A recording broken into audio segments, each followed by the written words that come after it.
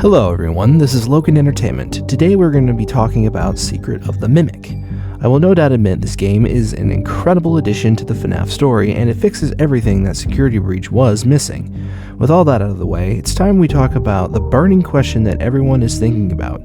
Is Murray's Costume Manor haunted? A lot of people have discussed that the place is haunted because of the presence of the White Tiger costume. Even Rytoast has made very interesting points about it on his theory about Secret of the Mimic. There is one thing that not a whole lot of people talk about. When you first encounter the Mimic, he's in an elephant costume. Near the crate where the Mimic escapes out of, we see an incomplete head of the elephant costume. If we actually take a closer look at this head, we can see that there appears to be a small light source, which it could just be rubbed off as just being there.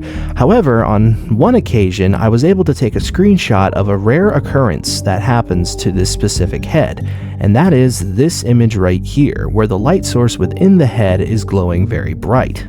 I was able to take this screenshot after I dealt with Big Top. There are three things to take note of with this head. First, obviously, being that it's the head of a mascot costume. The second being it's missing features to show that it's not finished. And the third being that its eyes and its mouth are lit up. While this may look like just a random Easter egg, this actually isn't the first time we've seen something similar to this. In the bad ending for Five Nights at Freddy's 3, we actually see Freddy, Bonnie, Chica, Foxy, and Golden Freddy with similar features like this elephant head. The first obviously being that they are mascot heads, the second being that they have features on them that are showing that there's parts that are missing, and the third being that there is light within these heads. I will definitely admit that this is most likely probably just some kind of Easter egg. Of all the things that would be glowing, it would be this head specifically, and it would look similar to the heads from the bad ending in Five Nights at Freddy's 3.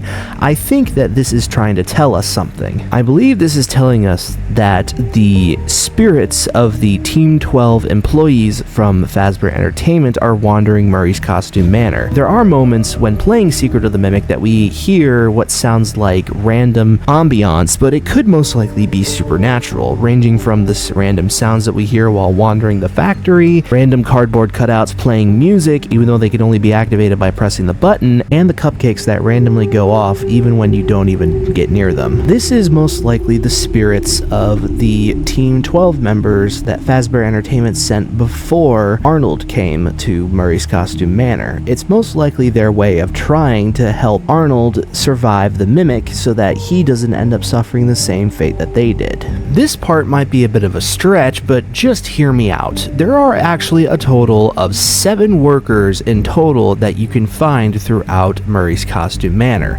At least 5 of them can be seen while you play the game itself. 2 others you'd have to go out of bounds just to see. Given that there are a total of 7 employees that have died there and have most likely been left there to rot for so long, it's not far off to assume that these spirits could most likely be very angry and confused. And there is actually another character that we know of that has a total of 7 heads, which could represent each and every worker, and that character being the Blob, or Tangle as it's been confirmed that that's the canon name. There are a total at least 7 heads within this amalgamation, being the Funtime Freddy head, the FNaF 1 Bonnie head, the FNaF 1 Chica head, the FNaF 2 Mangle head, Circus Baby, the Puppet's Mask, as well as Mangle's second head, being a total of 7. While game theory and a lot of people accepted the fact that the Blob is made out of just agony, one thing that always bothered me is this. If the Blob is made out of agony, then why is it that it doesn't attack us when we hide inside of Freddy, but he does attack us when we're not? Especially when you hide inside Freddy when one of the Blob's tentacles comes out to try and attack, the Blob retracts its tentacles. Even in Ruin, when Cassie gets near the Blob escapes instead of attacking her. It is really weird that the Blob has this hatred and hostile take towards Gregory, as if Gregory is a reminder to them of William Afton. Thanks to the Five Nights at Freddy's interactive book titled Escape the Pizzaplex, we get the information that Gregory is a bit of a prankster and is a bit of a jerk.